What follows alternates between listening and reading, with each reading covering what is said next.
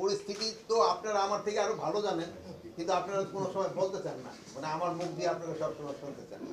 তো পরিস্থিতি তো আপনারাই জানেন আগের থেকে ভালো। আপনারা অনেক সময় অনেকেই বলছেন যে 16ই ডিসেম্বরেই হতে পারে, কিন্তু আল্লাহ দিলে তো সব কিছু ভালোভাবে হয়ে গেছে। 14ই ডিসেম্বর আল্লাহ দিলে সব ভালোভাবে হয়ে গেছে।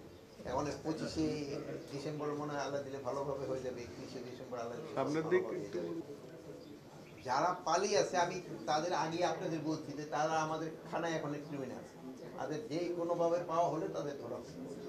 আপনারা যদি তাদের খবর দিতে পারেন আমরা তাদের ধরে ফেলবো। ডিআইজি সাহেব এখানে আছে, র্যাবের ডিজি আছে, অন্যান্য আছে, কমিশনার সাহেব আছে, তাদের ক্ষেত্রে এটা হলো আমাদের একটা বিষয়। আরেকটা প্রশ্ন কি করছিলেন যে স্যার আইন শৃঙ্খলা পরিস্থিতিটা এখন কেমন, এটা কি আর পুলিশের মনোবলের কথা বলতেছিলেন আপনি আরেকটা জিনিসে। আগের যে মনোবল ছিল এখন কি মনোবল চেঞ্জ হয়েছে না? আপনার কাছে কি মনে হয়?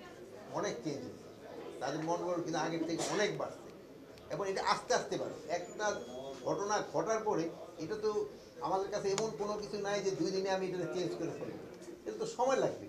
একটা ধরেন যে একটা ঝড় হয়ে গেলে এই ঝড়ের থেকে ঘর বাড়ি রিপেয়ার করতে সময় নেয় না, তা আমাদের তো কিছু আপনারা সময় দিতে হবে।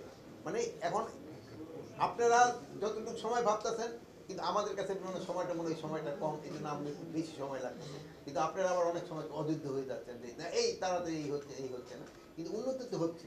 বছর শেষের খুশি নগদে হবে বেশি। নগদ পেমেন্টে নির্দিষ্ট ক্যাটাগরির কেনাকাটায় 300 টাকা পর্যন্ত ক্যাশব্যাক। আপনাদের মাধ্যমে আবার আজকেও আশ্বস্ত করতে চাই, যেটা আমরা এটা কিন্তু আপনাদের মিডিয়ায় দিয়েছি, একটা বিজ্ঞপ্তি আকারও আমরা কিন্তু এটা দিয়েছি। প্রথমে এইভাবে আমার পিয়ারও আছে না এখানে, না বিজ্ঞপ্তি আকারেও দিয়েছি। এটা নিয়ে কিন্তু আজকে অনেকবার আলাপ হয়েছে। এখন এটা আপনারাও আশ্বস্ত করেন, আমরাও আশ্বস্ত করি যে যারা দোষী না তাদের কোনো কিছু হবে না। আপনি এরকম বলেন যে এরকম একটা নির্দোষী মানে তাকে আইনের আওতায় আমরা নিচ্ছি, আপনি 2-1টা এক্সাম্পল দেন যে মুখে এটা করে নাই কিন্তু তার নাও হয়েছে।